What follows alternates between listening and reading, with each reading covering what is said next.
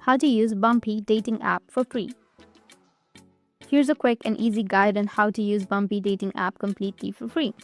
First, you need to go with your Play Store or your App Store and search for Bumpy. Download it and open the application. Then sign up using your phone number or email. It will ask you for a few things like your name, age, photos, and preferences. Just fill out those honestly. Once you're in, make sure your profile looks good, add a clear photo of yourself, and write a short bio. This helps people get to know you a bit more before matching.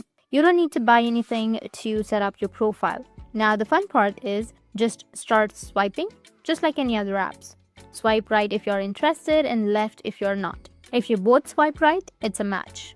And yes, this feature is completely free. Once you match with someone, you can message them right away. No need to upgrade, start a conversation, ask fun questions, and see if you vibe. And that's it. Bunny's basic features, matching, chatting, and swiping are all free. So go ahead and give it a try. And who knows, you might just bump into someone.